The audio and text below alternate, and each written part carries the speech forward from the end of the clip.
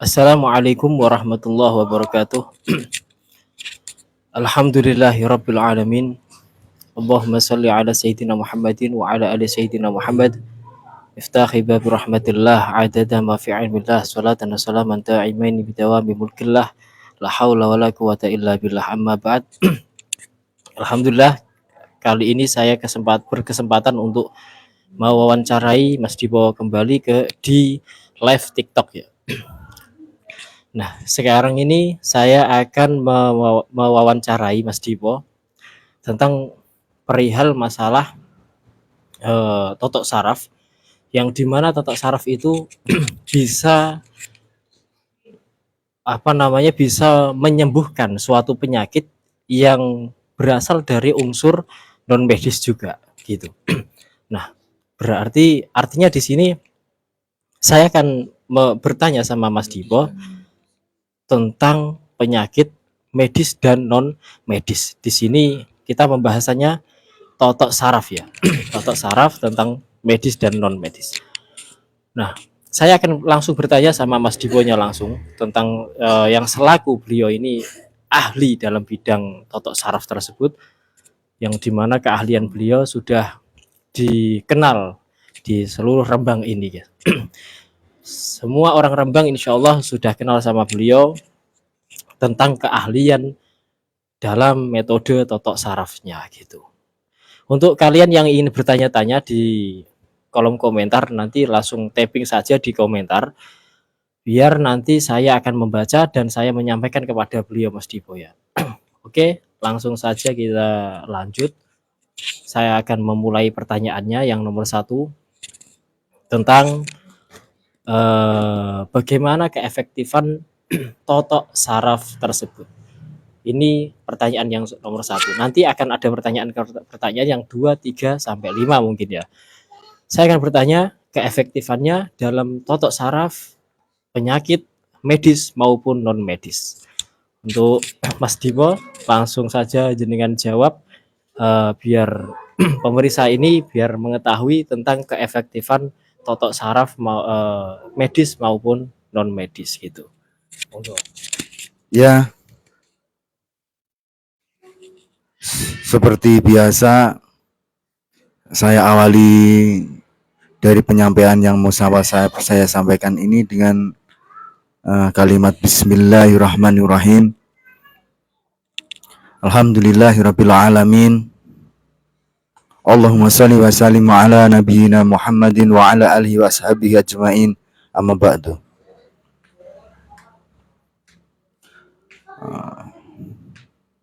Semoga Allah memberikan kemudahan dari setiap segala urusan panjenengan pemirsa, dan juga urusan-urusan kami diberikan kemudahan oleh Allah, sehingga Allah menata menjadi lebih baik. Amin, amin ya rabbal alamin.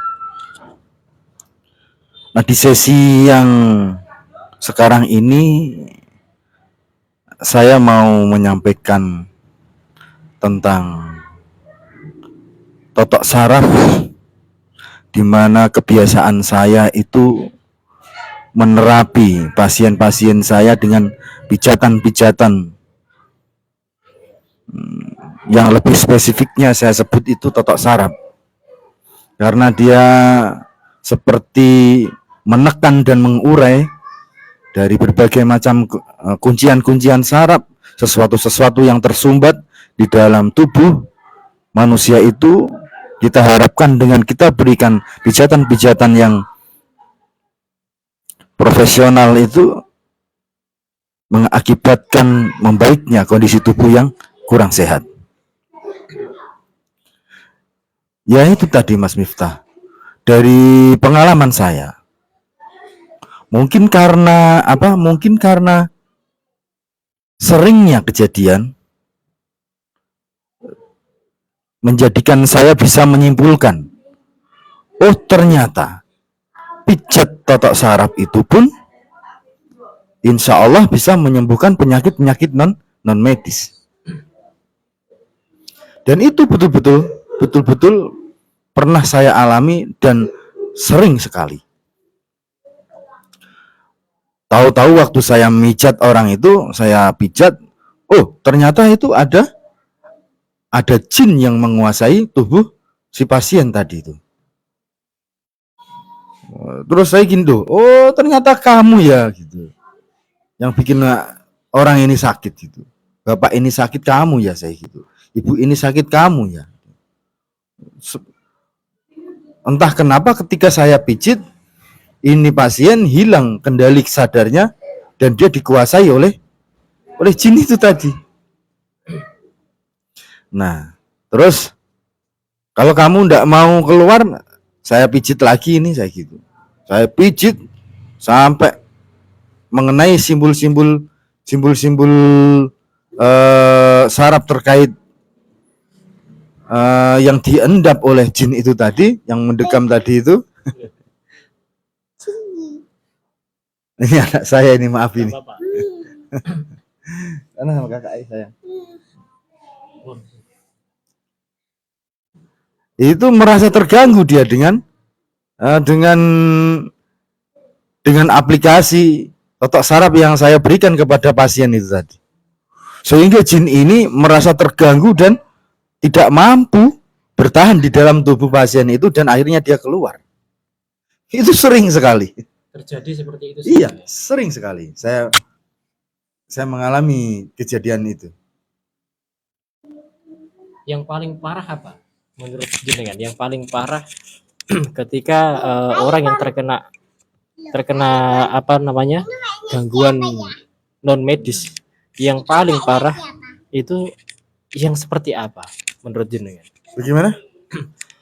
Untuk ini apa namanya yang jenengan alami selama ini tentang gangguan-gangguan non medis yang jenengan alami dari pasien di situ yang paling menurut jenengan yang paling sulit untuk ditangani dari unsur non medis itu yang seperti apa menurut jenengan? Kalau menurut paham saya ini cuman melakukan pijat aja. Nggak tahu itu sebagaimana sulit ndaknya ya. Cuman dari pengalaman saya ketika setelah dia itu kena pijatan saraf, itu mereka lemah gitu. Belum pernah ketemu sama yang sampai palingan dia nanti datang lagi keluar, datang lagi begitu. Tapi ketika kita datang lagi dipijit lagi keluar lagi dia, takut dia. Gitu. Ternyata jin itu pun ada golongan jin itu yang sangat terganggu ketika dia mengganggu seseorang dan kita berikan pijatan-pijatan yang mengena di simbol-simbol saraf itu, dia itu terganggu dan dia ndak bisa, dia akhirnya dia lemah, dia itu seperti itu. Sampai segitunya ya? Iya, sampai segitunya. Kan itu terkadang sampai saya hafal itu, saya melihat wajahnya, dari pandangan matanya si pasien itu apa namanya, kelihatan seperti rasa hati ini itu merasakan kayak mungkin ini orang ini ada gangguan non medisnya, itu ketahuan. Nah, tapi ya intinya begini, kalau yang mau saya jelaskan, jin ini, setan ini, sihir ataupun ain, efek dari gangguan-gangguan non medis itu, dia itu dia meniup, seperti meniup, tiupannya itu dia mengenai saraf tubuh manusia, sehingga manusia ini menjadi blank begitu. Menjadi ketika ndak blank dia terganggu lah sistem kesehatannya, sistem tubuhnya. Dari sistem sarafnya, ketika kalau kita raba dengan kepekaan rasa kita untuk merasakan itu kentara sekali, kerasa sekali.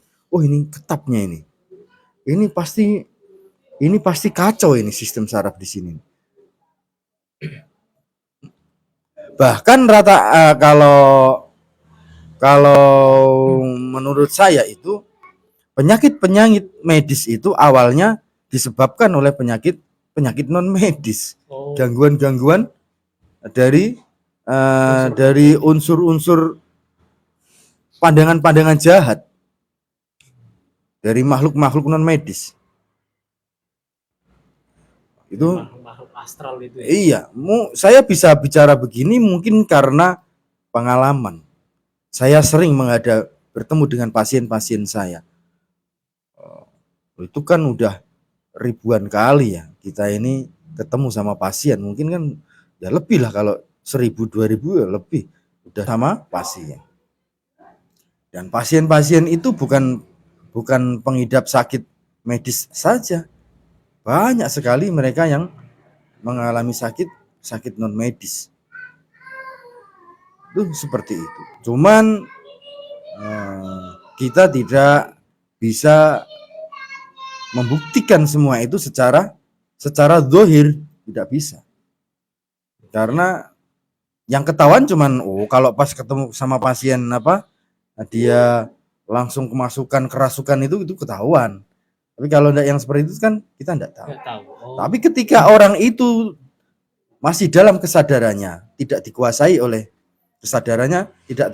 oleh jin itu tadi, dia mengalami sakit non medis, kita berikan pijatan totok saraf itu, insya Allah gangguan-gangguan non medis itu akan melemah. Atas izin Allah itu akan hilang. Siap. Seperti itu. Berarti gangguan non medis itu diakibatkan dari masuknya itu lewat jalur saraf gitu. Berarti gitu. Iya, sistem tubuh manusia itu utama yang diserang sama dia itu sarafnya. Bisa jadi kalau dia sudah bisa masuk ke sistem saraf, dia pun pasti bisa mengganggu di titik organ. Organ dalam itu. Iya, bisa kena jantung, bisa kena ginjalnya, bisa kena otaknya. Dia memecahkan pembuluh darah ke otak manusia sehingga orang itu bisa menjadi sakit stroke. Sawan itu loh Mas, sawan. Kalau orang Jawa bilang itu sawan. Sawanan, itulah penyakit non medis. Berarti dia itu memang benar-benar ada ya. Artinya gini, benar-benar ada sakit non medis yang bisa merambah ke medis. Itu benar-benar nyata ya seperti itu. Iya, kalau menurut saya betul itu. Benar-benar seperti itu. Awalnya non medis, saking lamanya dia terkena sakit itu, dia menjadi sakit non medis. Karena dia punya sifat merusak juga. Merusak sistem saraf tubuh manusia itu, sehingga dia bersifat degeneratif juga. Siap. Untuk semuanya yang nonton, kalau mau bertanya boleh bertanya ya di sini. Bentar. Kula nuwun, nggih Mbak Kelaras Godong Jati. Walah iki Kang Gembong Putih nggih wonten teng mriki. Terima kasih Mbak Kang Gembong. Waalaikumsalam warahmatullahi wabarakatuh Kang Gembong. Masya Allah. Sedap, saya akan melanjut untuk ini ya, untuk pertanyaan yang berikutnya, masih seputar totok saraf yang kesembuhan untuk metode totok saraf untuk menyembuhkan penyakit non medis seperti itu. Ini masih dalam konteks tersebut ya. Jadi untuk yang panjenengan yang mau bertanya atau yang ingin tanya-tanya di sini di kolom komentar atau tapping aja gak apa-apa. Nanti insya Allah beliau Mas Dipo akan menjawab medis maupun non medis itu. Insya Allah seperti itu. Monggo Mas Dipo, saya bertanya lagi tentang tadi. Ini kayaknya ada yang sebentar. Assalamualaikum Ustadz. Waalaikumsalam warahmatullahi wabarakatuh. Ini kayaknya Mbak Nurani ya, Masya Allah. Kemarin ini beliau ini Mbak Nurani itu punya sakit ini apa namanya, pinggangnya itu sakit seperti saraf kejepit. Nah, itu ketika dibuat ruku, dibuat sujud, itu beliau ini merasakan sakit yang sangat luar biasa. Nah, kalau menurut panjenengan, sakit yang seperti itu bisa nggak diakibatkan dengan adanya unsur makhluk lain atau makhluk jin itu? Bisa enggak yang hal-hal yang seperti itu? Ya, kalau menurut saya bisa jadi. Karena dia mencari titik terlemah di dalam tubuh manusia itu. Dia mencari titik-titik terlemah. Nah, ketika titik terlemah dalam tubuh itu dari sistem sarafnya itu dia lemah, dia mudah untuk diserang sama, dibikin lemah sama itu jin itu tadi. Bahkan dia menguasai kesadaran manusia pun bisa. Bahkan dia itu masuk di alam bawah sadarnya, masuk di alam mimpinya, mengganggu di kesehariannya itu pun bisa. Sampai orang itu merasakan tidak tenang. Ada rasa gelisah seperti itu. Ada kegelisahan yang bisa sesuai dengan tingkat serangannya. Bisa kegelisahan yang hebat sampai dia histeris itu, hilang kesadaran. Itu bisa, itu jin bisa seperti itu. Makanya di dalam Islam, di dalam Sirah Tibun Nabawi, doa-doa ruqyah itu sangat dianjurkan oleh dan diajarkan oleh baginda Rasulullah Muhammad. Nah, makanya kita meski belajar di situ, tidak sedikit-sedikit minta didatangkan tukang ruqyah buat ngeruqyah ini. Jangan terlalu begitu. Kita bergantungnya kepada Allah tentunya. Tidak sedikit-sedikit datangkan tukang ruqyah aja. Enggak, kita pun harus belajar juga membentengi diri kita, menguatkan keimanan kita kepada Allah sehingga kita itu menjadi pribadi yang kuat gitu. Sehingga menjadi benteng bagi diri kita sehingga kita tidak mudah untuk dikalahkan oleh gangguan-gangguan jin begitu, Mas Miftah. Nah, kalau tentang totok saraf itu kita seperti memaksa itu. Seperti memaksa mengalahkan gejolak yang terjadi gangguan sihir itu tadi kepada si penderita gangguan itu tadi. Kita memaksa mengalahkan itu. Kita memperbaiki sistem sarafnya itu sehingga si pasien ini menjadi baik kembali. Saya pernah, ini cerita ini ya, ada sebuah kisah.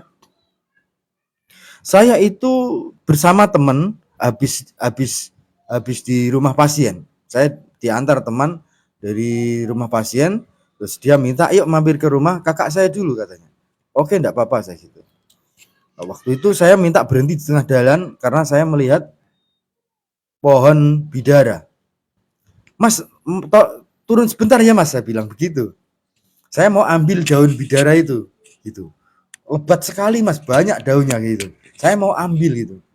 "Oh iya Mas Dipo, ambil aja dulu yuk."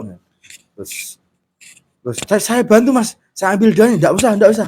Saya sendiri aja yang ambil, saya gitu.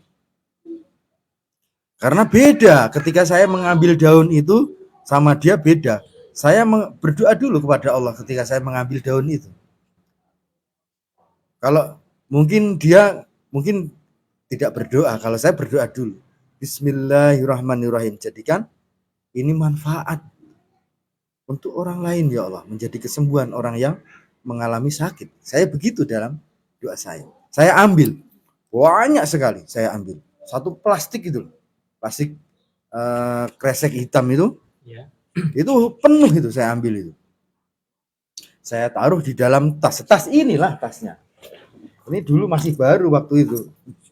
Tas ini, di dalam tas ini. Saya taruh di dalam tas ini.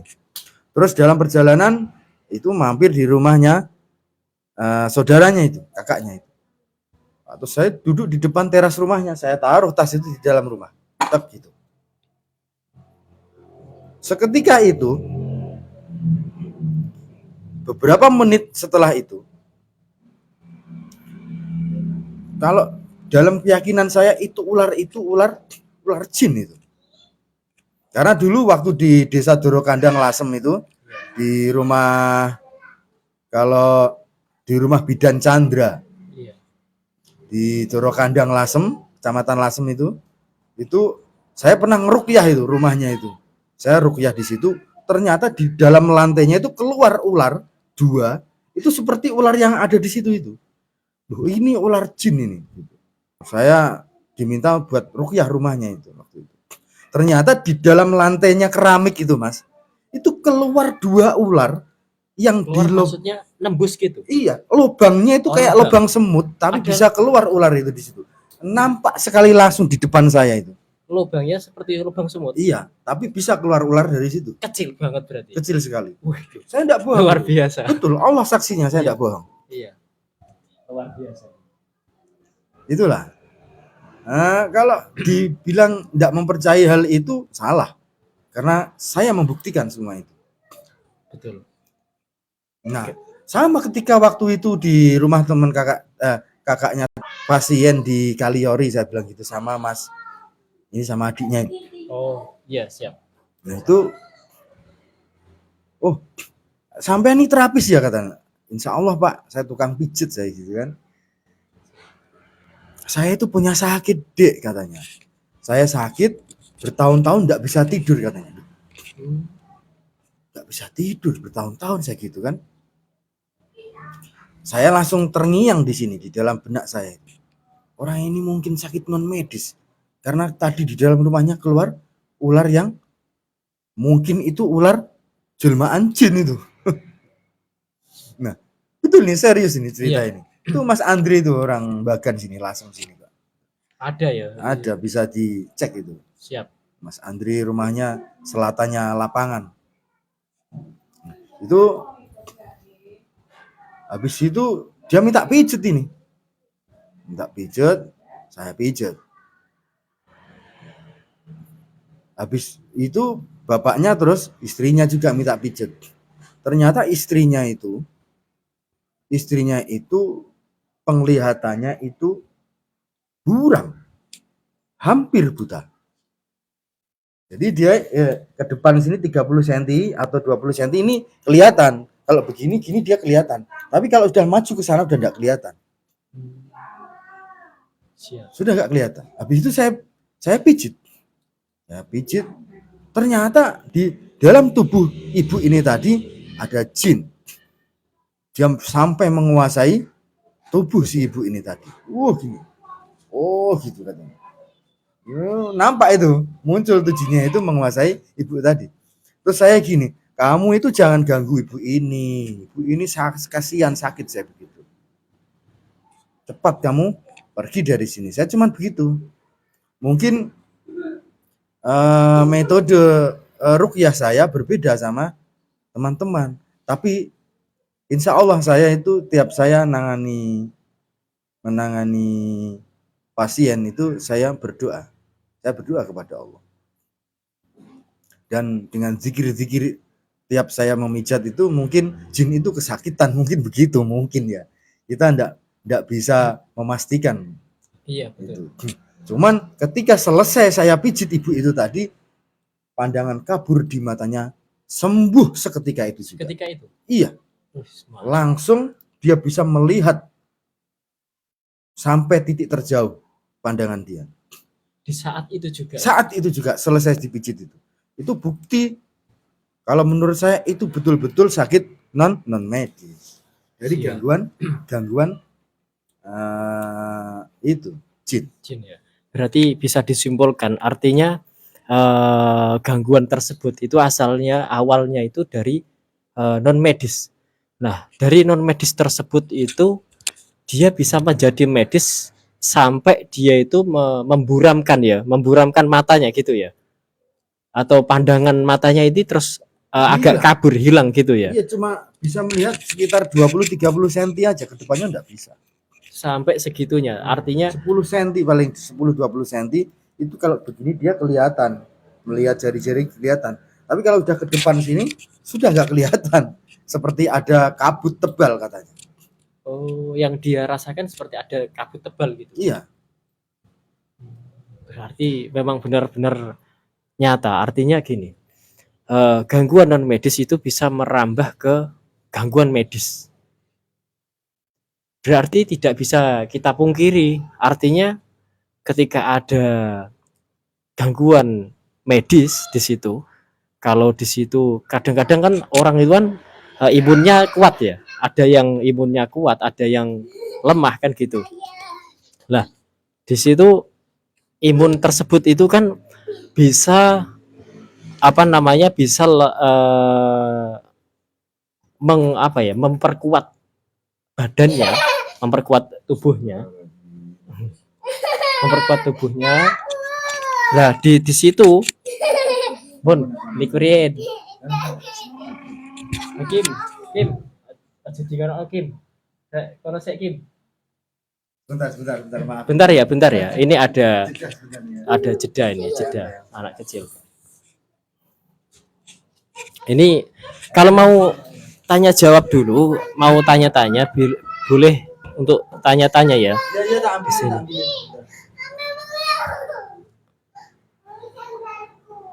Mana tuh, Dik?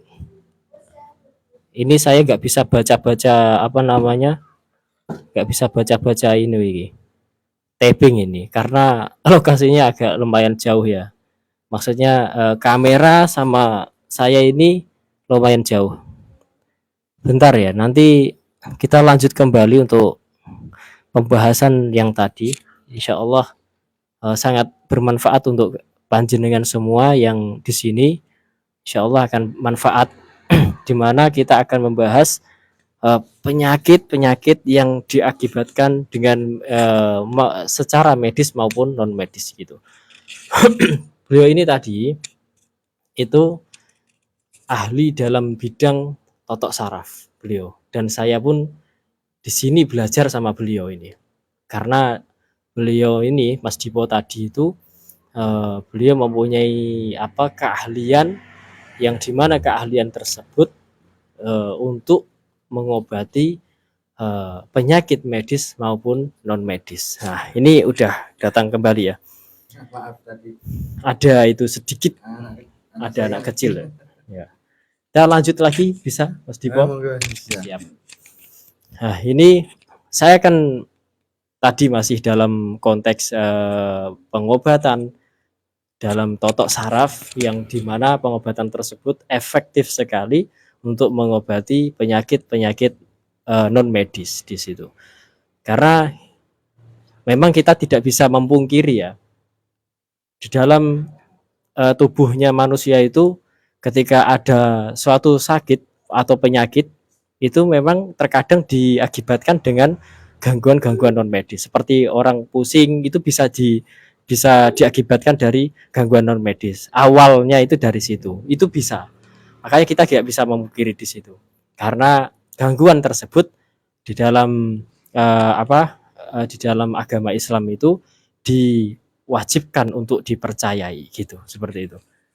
Mungkin saya akan bertanya kembali tentang tentang totok saraf aja ya. Yang tadi insya Allah udah sangat jelas sekali ya untuk ini penyakit yang diakibatkan dari unsur non medis. Sekarang saya akan bertanya bagaimana keefektifan totok saraf untuk mengobati penyakit medis gitu. Siap, bisa ya? Bagaimana keefektifan totok saraf untuk mengobati penyakit medis? Kalau menurut wawasan yang saya pahami, pijat totok saraf itu sangat efektif sekali untuk menyembuhkan penyakit-penyakit degeneratif saraf. Apa itu sakit-sakit degeneratif saraf? Banyak sekali. Hampir semua sakit itu berkaitan dengan saraf tubuh manusia. Ya, seperti sakit itu. Ini contoh, ini sakit migrain aja. Kita ambil dari yang ringan dulu, migrain. Pusing di sini. Itu bisa kita ketahui dengan kita merasakan ketegangan yang ada saraf di sekitar di atas telinga. Nah, ketika kita berikan simulasi pijatan totok saraf yang mengena di titik tepat di sasarannya, seketika itu juga akan berkurang, bahkan hilang itu sakit migrain itu. Begitu, Mas. Nah, ini contoh lagi di tingkat sakit yang sedang, vertigo ini. Goyang ini. Seperti goyang ini, keadaan sekitar kita ini goyang. Bukan sempoyongan jalanan vertigo. Iya. Itu biasanya itu dia ada di sekitar kepala, antara garis tengah telinga ini, ditarik ke tengah, di tengah-tengahnya ini biasanya di sini Vertigo. sakit titik vertigo yang berat. Awalnya di sini, tapi ketika dia berat, dia menjalar di sekitar itu. Bagaimana kita bisa mengetahui titik itu? Ya kita harus cari, nek bahasa Jawa ini dipetani. Kita cari dari titik-titiknya itu. Ketika telah mengena di titik terpusatnya gejolak vertigo itu, maka sembuh itu. Dan itu sudah kita buktikan di beberapa pasien kita. Sudah pernah. Tidak berani. Tapi kalau menurut ilmu begitu. Kalau titiknya itu sudah dikendalikan dan dia bisa menjadi baik kembali, sembuhlah itu dari vertigo. Alhamdulillah udah berpuluh-puluh pasien ya, mungkin udah banyak sekali pasien vertigo yang sembuh dari dia berikhtiar dengan totok saraf. Siap. Nah, seperti jenis sakit stroke, sakit medis stroke. Stroke apa itu stroke? Stroke itu kalau menurut medis teman-teman dokter, penyumbatan pembuluh darah otak, saraf kepala. Iya, betul. Tapi kalau menurut saya ada tambahan lagi. Tidak hanya itu saja. Selain dia ini memutus kendali saraf pusat otak kepala, dia itu sudah terkunci. Bagian-bagian saraf terkunci di ketiak sini itu keras ya. Ini kuncian saraf ini. Sebelum dia stroke itu. Sebelum dia stroke total ya. Dia sudah terkunci dulu. Artinya wes dicelengi bertahun-tahun sebelum dia stroke. Dia sudah mendekam, artinya itu gejala awal ya. Gitu ya. Berarti mau memasuki di stroke itu gejalanya di kuncian-kuncian ketiak, iya. Terus ada di pinggang. Di belakang lutut, di betis gitu. Itu mereka, ya? Iya, gejalanya dia kenali seperti apa? Oh, ini efek kolesterol, ini keras di sini gitu. Ini efek asam urat ini di sendi di belakang lutut sakit katanya begitu. Dia berandai-andai begitu. Padahal itu apa? Sebenarnya itu adalah stroke ringan itu. Itu sudah memasuki, cara andaikan bahasa jenengan itu berarti disebabkan dari apa? Biangnya itu sebenarnya rematik. Iya, rematik aja itu. Terjadi dari apakah rematik itu? Bisa dari capek yang mengumpul. Dia tubuhnya menyimpan capek, orang dan gigi dipijet, Mas. Akhirnya jadi rematik, jadilah dia rematik. Mestinya setelah dia capek itu dipijat sehingga dia kembali segar tubuh itu. Kalau enggak, ya itu resikonya jadi rematik. Nah, setelah terjadi rematik atau dari jatuh, bisa jadi dari posisi gerak yang tidak pas, tidak tepat, akhirnya mengakibatkan terpicunya terjadinya rematik itu kan. Nah, rematik ini punya sifat degeneratif. Dia makin parah begitu. Dari efek makan gula dan karbohidrat yang terlalu berlebihan, seperti terpapar dingin, AC, terus kehujanan, terus sering kena flu, dia kan menurun imunnya sehingga ini rematik semakin menggila itu perkembangannya, makin keras dia serangannya. Nah itu eh, menjadikan kuncian-kuncian saraf. Komplikasi dari rematik itu kuncian-kuncian saraf. Sampai terkadang yang di sini itu sampai diangkat begini sakit ya. Mau pakai baju kaos itu sakit itu. Itu apa? Itu kuncian saraf. Awas itu. Itu stroke itu. Hati-hati itu. Itu stroke itu.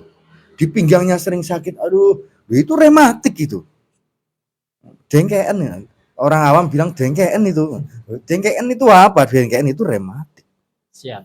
Kalau dia betul-betul paham, ketika diraba di pinggangnya sini itu kelihatan itu benjolan-benjolan kecil kayak jagung, kayak apa lagi itu kayak beton, kayak kerikil gitu. Banyak itu rematik gitu. Nah, itulah yang sering tertiup.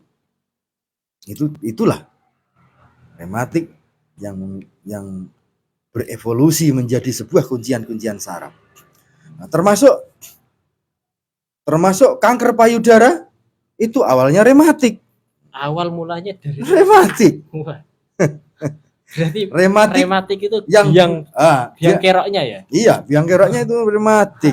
Dia mengendap di sekitar payudara dan dia berkembang secara degeneratif itu. Makin parah. Kumpulan rematik ini berevolusi menjadi kumpulan rematik yang raksasa, yang besar, dan dia menjadi satu kesatuan sehingga dia mampu menciptakan goncangan di ketahanan tubuh sistem saraf manusia. Sakit itu. Kalau sudah seperti itu, biasanya apa yang akan dilakukan oleh si terapis tersebut? Cara penanganannya? Iya. Kalau saya sederhana sekali itu. Nah, siap. Kalau saya begini. Kalau ini maaf ini ya, karena saya hanya menyampaikan ilmu yang saya pahami. Siap. Dan saya meyakini kebenaran ilmu ini. Nah, jadi kanker payudara itu adalah kumpulan rematik yang berevolusi menjadi raksasa sehingga dia menjadi kanker ini teman-teman dokter, dia bilang itu kanker. Itu gitu. Kalau saya sebut ya enggak apa-apa Pak, Bu, ini anaknya kena rematik aja. Gitu. Nanti habis dipijit 4 kali 5 kali sembuh kok. Gitu. Iya, betul. Mensugesti juga ya itu ya. Iya. Secara pemahaman ilmu saya memang begitu. Karena gimana ya? Ini minta maaf ini ya. Semoga pemirsa ini bisa memahami apa yang saya sampaikan. Karena mungkin berbeda pemahaman orang yang mengetahui sebuah ilmu dengan orang yang belum mengetahui sebuah ilmu. Kalau sepaham saya sederhana sekali itu. Kalau teman-teman dokter kan meski di biopsi, meski di kemo ya kan. Iya. Kalau menurut saya itu berlebihan sekali itu. Karena apa efek itu? Dia juga mematikan, melemahkan sel-sel yang sehat juga. Begitu. Kalau saya begini, saya hentikan pergerakan dari rematik itu tadi. Berhenti kamu. Dengan apa? Dengan saya pijat. Saya menghentikan jalurnya. Ditotok itu tadi ya? Ditotok, betul. Ketika dia ini mengeras, setelah dia melunak, maka berhentilah itu serangannya. Berkurang tahap demi tahap itu. Itu begitu, Mas. Nah, ini ada komentar ya. Bentar ya. Saya bacakan dulu komentar. Betul, kalau dibilang kanker langsung stres orangnya. Iya. Terus sugesti Mas, kalau meringankan penyakit. Gimana maksudnya? Gimana? Sugesti Mas, kalau meringankan penyakit itu gimana maksudnya? Nah, sugesti begini. Kekuatan sugesti itu tergantung pada diri masing-masing. Itu bisa itu nanti ada penanganannya yang disuwuk ibaratnya. Yuk kita berdoa sama-sama sehingga itu menguatkan keimanan kita kepada Allah. Jangan selain itu. Kita sebagai seorang muslim aturannya harus seperti itu. Kalau selain muslim kita enggak tahu ya. Saya ini orang awam kalau yang urusan itu. Enggak tahu kalau yang, tapi kalau kita sebagai seorang muslim, sugesti kita itu mesti harus dikuatkan, menghadirkan Allah di dalam kehidupan kita untuk menguatkan diri kita. Karena memang segala urusan itu kembalinya kepada Allah. Iya, siap. Ini lanjut yang tadi. Kayaknya saya belum gitu puas tentang kanker tadi. Kayaknya saya itu tertarik dengan metode kanker yang tadi. Yang artinya di dalam dunia kedokteran itu harus dikemo, harus dipotong gitu ya. Dioperasi di situ kan. Nah, kalau dalam metode totok saraf luar biasanya nggak harus di kemo, nggak harus di totok, nggak harus di itu, cuman dilemahkan pergerakannya. Hmm. Dan ketika kita berikan terapi totok saraf itu dengan ketepatan dosis dan dengan berskala estafetnya, kita mengejar tahap demi tahap, menurun itu serangan itu. Siap, betul. Nah, makanya mungkin ini sesuatu yang baru bagi masyarakat karena belum mengetahui seberapa keefektifan, seberapa baiknya ini metode pengobatan totok saraf ini. Itu. Nah, ini alhamdulillah saya berkesempatan untuk menjelaskan kebenaran ilmu ini. Siap, di konten jenengan ini. Siap. Lah ini kan berikan sugesti yang berat-berat untuk si pasien. Iya. Artinya di situ jangan bilang wah kamu ini kena kanker gitu, seperti itu. Itu kan memberatkan orangnya. Nah, coba contohnya begini maksudnya ini Mas ini. Iya. Coba ada orang datang ini hari ini datang ke kita. Mas, mukanya kok pucat sekali Mas, sakit ya gitu. Gitu. Satu orang bilang begitu. Enggak, iya saya enggak sakit. Langsung ada orang datang lagi ke tempat sampean bilang, Mas, kok pucat sekali wajahnya Mas. Sampai 10 orang, ngedon lah kita. Iya. Ada orang 10 bilang begitu sama kita kan? Iya, betul. Itu sugesti itu. Sugesti yang kuat. Sugesti yang kuat seperti itu. Meskinya kita memberikan penyampaian yang baik yang menguatkan kepada pasien. Artinya ketika ada si pasien datang di situ, jenengan sudah mengetahui bahwasanya ini penyakitnya sebenarnya parah. Oh enggak parah ini. Gampang seperti itu ya. Enggak, kalau saya begini aja. Nanti kalau Allah itu sudah menginginkan kebaikan, kesembuhan buat jenengan, pasti sembuh. Iya, Masya Allah. Luar biasa. Pasti sembuh. Begitu. Kita menata hati ini menjadi lebih tenang aja. Begitu. Aku kasihan Mas, kalau langsung bilang sakit berat. Iya betul. Itu beliaunya bilang, aku kasihan Mas kalau kita langsung bilang kalau ini penyakit berat. Artinya mbaknya ini loh, Mbak Lela ya, namanya Bunda Lela ini. Bunda Lela ini, beliau ini seperti itu. Karena kalau kita bilang, wah kamu ini penyakitnya gini, ini berat ini, kan down. Otomatis kan seperti itu ya. Kan kasihan, secara mental pun dia akan turun, terus imunitasnya akan turun, kan seperti itu. Makanya ini beliau bilang seperti itu.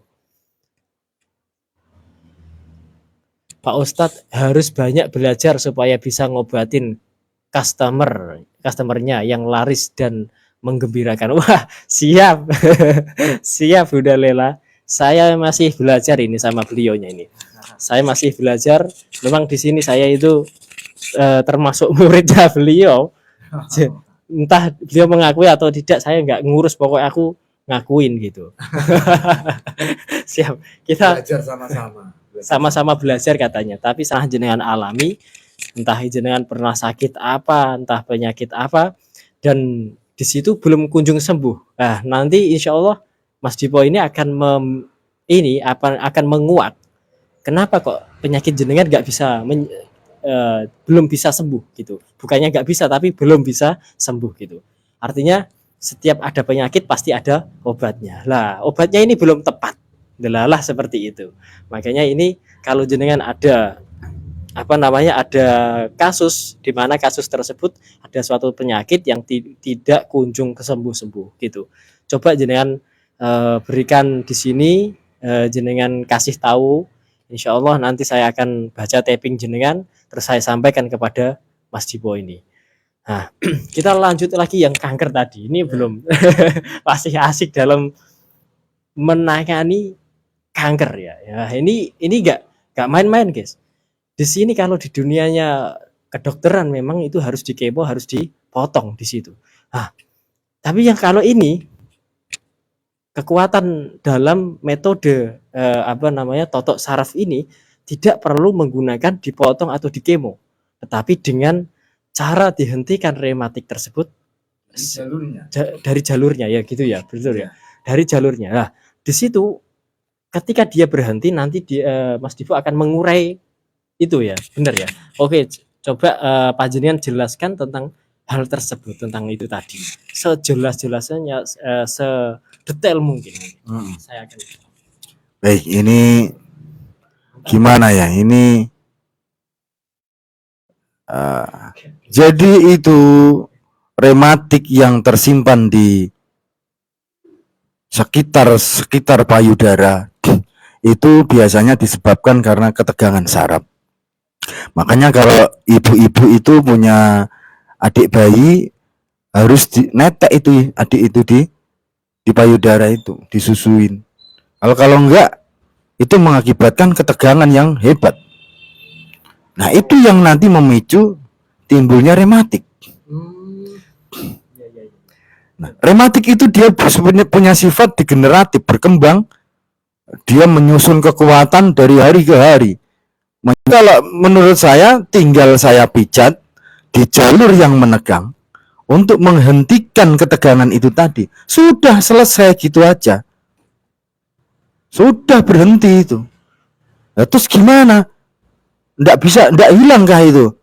Ya biar nggak hilang. Biar nggak hilang. Nggak apa-apa. Yang penting kan nggak sakit sudah. Kan rematik aja itu. Paham nggak ya ini? Insya Allah paham. Oh iya kan?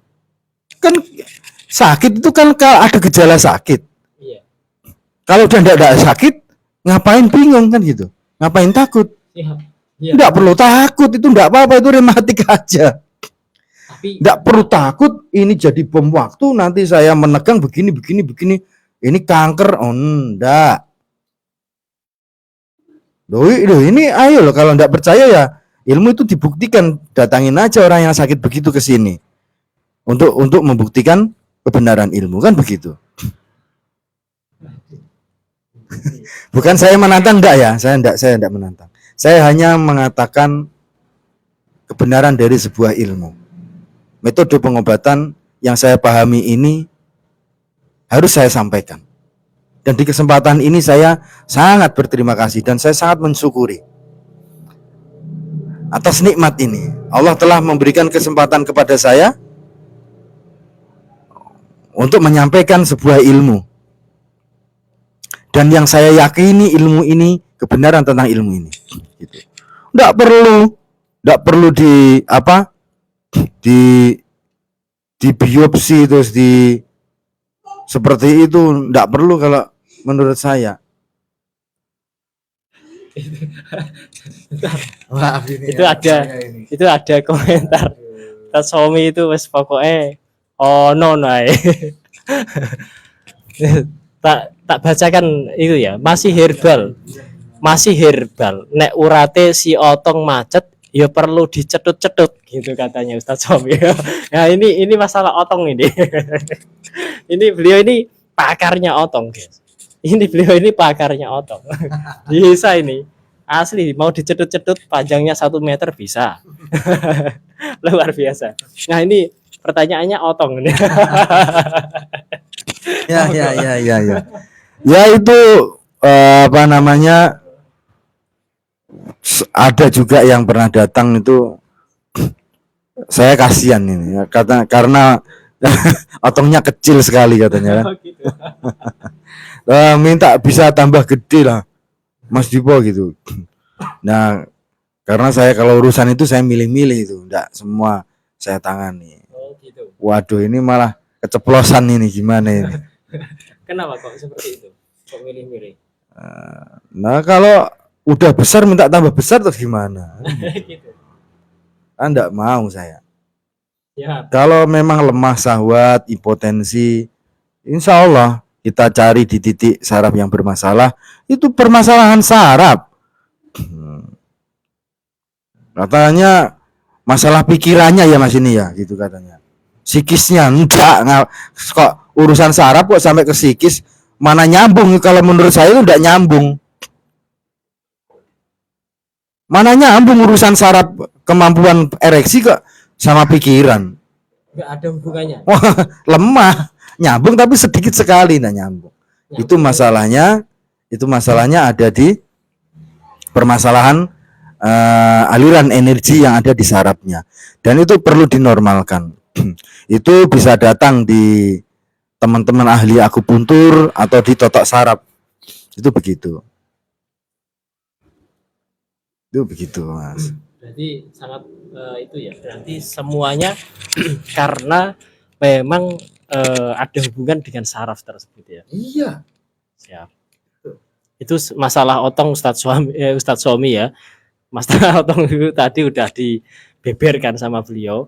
Itu hanya sekedar masalah ini aja, apa sarafnya. Bila mana Ustadz Somi mau otongnya diperpanjang atau diperbesar, bisa ke sini.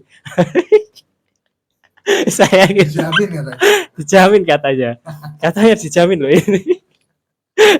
Ini beliau ini kiai ini dari sana, ya Allah, Jawa Timur pokoknya, aku lupa aku ya. Ini saya sering komunikasi sama beliau ya Pak Yai ya. Salam kenal Pak Yai. Saya sering ngobrol sama beliau ini, makanya. Tapi kalau di dalam obrolan itu yang dibahas ya rondo sama otong gitu katanya gitu.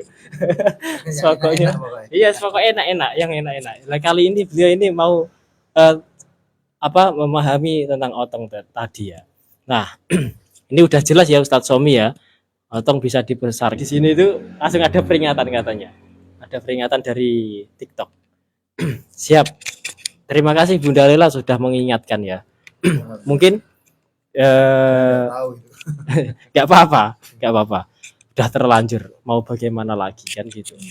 Nah, ini gini, mungkin apa ya yang akan saya ngaleh wes masih pembahasannya kali ini luar biasa ya. Sesi kali ini sangat luar 17 di Marah Abah. Yang kita bahas mungkin itu dulu aja dulu. Apa gimana? Saya belum ada luar biasa pembahasannya. Ada masalah kanker yang dimana kanker itu tidak bisa disembuhkan kalau dalam metode pikiran lagi. Untuk temanya untuk selanjutnya ini belum ada, karena tadi sangat asik sekali karena dokter hanya bisa disembuhkan hanya dengan kemo atau operasi gitu ya. Kalau di dalam dunia dunia totok saraf itu tidak memerlukan kemo atau pemotongan gitu atau operasi gitu. Alhamdulillah ini ada suatu wawasan, suatu ilmu yang sangat ilmiah sekali, di mana ilmu ini insya Allah sangat bermanfaat sekali untuk panjenengan yang mempunyai penyakit kanker. Kanker itu bukan kantong kering loh ya. Tak peduli kayak ngono muni kantong kering. Kanker ya, ada penyakit kanker, terus ada vertigo, juga ada keluhan-keluhan lainnya yang seperti migrain, terus apalagi tadi stroke ya. Nah, di situ sebenarnya beliau ini spesialis banyak sekali. Mulai dari stroke bisa insya Allah semua atas izinnya Allah ya, tidak bisa meninggalkan di situ, tidak bisa kita tinggalkan. Terus lambung yang mempunyai penyakit lambung insya Allah bisa disembuhkan dengan metode ini. Kebanyakan di masyarakat itu penyakitnya itu, kalau yang saya pencernaan ya, yang saya itu. Oke, siap. Ini akan dijelaskan tentang pencernaan atau sakit lambung ya, betul. Ya. Siap, monggo. Ya, jadi itu ketika seseorang mengalami sakit masalah pencernaan. Ketika dia ini terpapar makanan yang memicu kambuhnya sakit lambung itu, maka akan seketika itu juga tidak butuh waktu lama, dia pasti akan oleng itu. Kalau dia lagi terganggu masalah pencernaannya. Ya, misal banyak sekali itu makanan-makanan yang memicu kambuhnya sakit lambung itu. Seperti minum susu itu. Minum susu creamer itu. Nah, seperti makan makanan yang keras seperti kayak apa? Ceriping, kayak marneng, orang Jawa bilang apa itu? Jagung yang digoreng itu. Ya. Seperti itu. Gitu aja. Nah, itu kan harus dikunyah lembut sekali baru ditelan kan begitu. Kalau enggak langsung itu. Karena berat lambung dalam mencernanya. Seperti goreng-gorengan, seperti pedas, makanan yang bersifat pedas, kecut, pahit, ya, kasar, pedas, kecut, sepet, pahit, kasar, itu memicu kambuhnya sakit pencernaan. Nah, ketika dia terpicu sakitnya itu tadi, maka akan keluarlah yang namanya gastritis, angin itu tadi. Dan angin ini punya sifat, dia naik ke permukaan. Awalnya dari dasar lambung, dia naik ke rongga dada. Ketika angin ini sudah naik ke rongga dada, saya ini berusaha menjelaskan keilmiahan dari awal, nanti ujungnya di situ, keilmiahan dari pijat otak saraf ini. Siap. Angin punya sifat naik ke permukaan, mengendap di rongga dada. Dan biasanya orang yang mengalami masalah sakit pencernaan itu dia terkunci di sistem saraf tenggorokan sini. Tenggorokan paling bawah di sini ini. Makanya dia sering ada radang juga di sekitar sini. Yakin sudah itu pokoknya. Kalau dia sudah menaun sakit pencernaannya, pasti sering terjadi radang di tenggorokan dan di sini ada kuncian saraf di sini. Dan ada kuncian saraf di rongga perut paling atas, rongga dada paling bawah, rongga perut paling atas. Sini keras ini kalau ditekan. Bahkan kalau diginikin sakit itu. Karena apa? Apa itu? Itu rematik itu. Rematik yang terjadi karena picuan seringnya masuk angin itu tadi. Menegang. Hentakan angin dari dasar lambung sering naik ke permukaan mengakibatkan di sininya ini terjadi rematik. Rematik yang mengumpul ini menciptakan kuncian. Dia keras. Jadi ketika angin ini punya sifat masuk ke celah-celah, masuk ke dalam rongga dada, akhirnya dia tidak bisa turun ke bawah, tidak bisa naik ke atas. Susah sendawa, susah buang angin. Akhirnya gini, sakit. Seperti kayak angin duduk itu. Karena dia menghantam di sekitar arteri, pembungkus jantung itu. Di pembungkusnya itu dihantam sama angin itu sakit itu. Jadi rasa apa itu? Rasa saraf yang dia rasakan sakit itu. Bukan apa-apa. Itu dari sistem sarafnya yang terganggu. Nah, dan ini yang paling penting kita simak itu. Semoga jenengan semua pemirsa memahami penjelasan saya ini. Sangat sederhana sekali cara pengobatinya. Dan tidak butuh waktu lama-lama gitu. Bisa jadi kalau Allah mengizinkan sekali itu penanganan sembuh dia. Karena apa? Begini. Orang sakit pencernaan sama orang yang sehat, yang tidak sakit pencernaannya, sama-sama perutnya ini menyimpan angin. Tapi ada perbedaan. Ketika orang yang sakit pencernaan, ketika di dalam perutnya ini menyimpan angin, karena sistem saraf pencernaannya ini terganggu, ya, sakit dia, merasakan sakit yang hebat. Tidak nyaman itu. Gelisah dia. Wah, gelisah terus menerus mengakibatkan gangguan psikologinya. Seperti kayak stres dia. Itu komplikasi dari sakit pencernaan itu. Gangguan di sini, saraf itu. Saraf kejiwaan nanti sakitnya. Masuknya ke situ ranahnya. Makanya betul-betul meski diperhatikan. Oh, cara penanganannya bagaimana? Simpel sekali itu, sederhana sekali. Tinggal kita kasih minyak urut perutnya, kita pijat sampai dia lemas, selesai sudah. Tapi meski dengan penanganan yang betul-betul profesional, yang benar-benar memadai, ketepatan tahapan-tahapannya, dan memang betul-betul dituntut dengan keahlian kita itu dalam menangani masalah itu. Karena perut, jangan main-main kalau pijat di lokasi perut, meski betul-betul ahli. Kalau enggak, jangan. Kalau orang itu terbukti dia bisa memijat perut, boleh, silahkan. Tapi kalau belum terbukti, jangan. Karena perut itu sangat lemah. Sistem sarafnya sangat lemah. Itu begitu. Oh, apa yang saya ketahui dari ketegangan di sekitar pencernaan? Dia keras di sini. Dia keras di rongga perut yang paling atas itu, bahkan sampai ke rongga perut yang kanan. Biasanya terganggu itu buang air besarnya itu. BL-nya terganggu, Mas.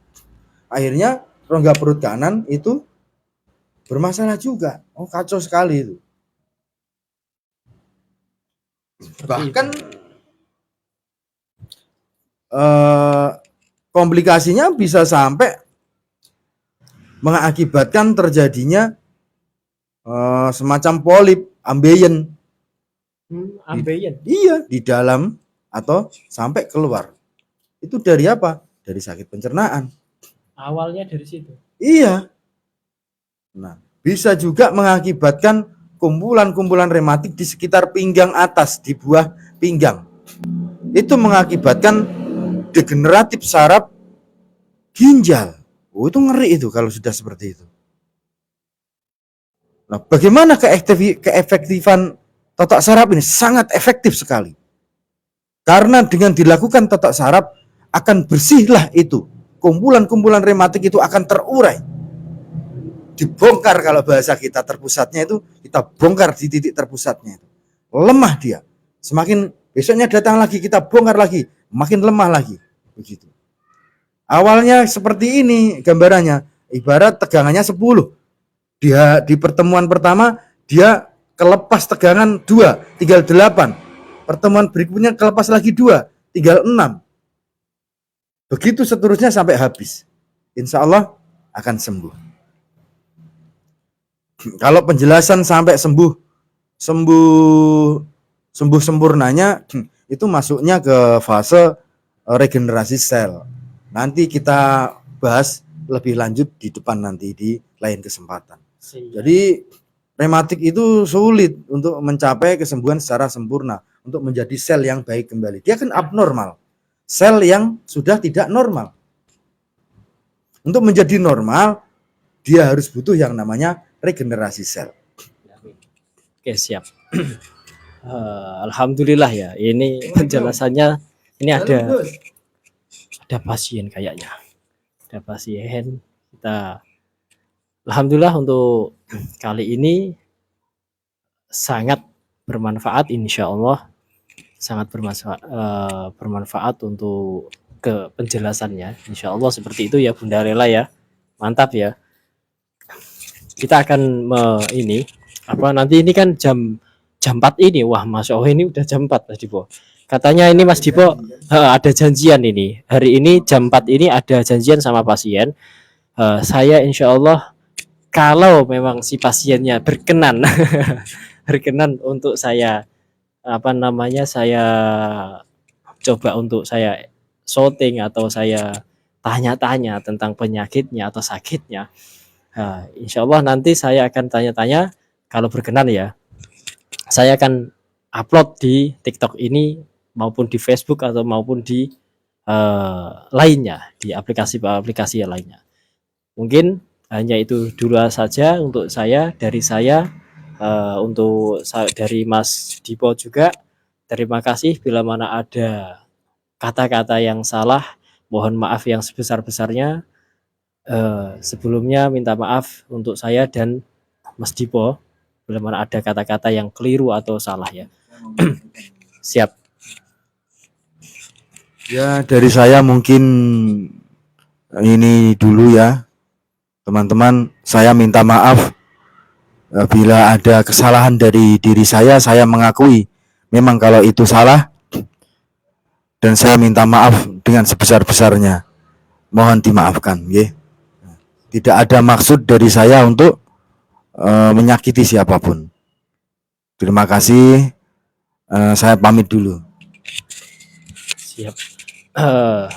Kita tutup dulu live ini. Semoga manfaat untuk kalian dan membawa keberkahan untuk kalian semua. Amin ya rabbal alamin.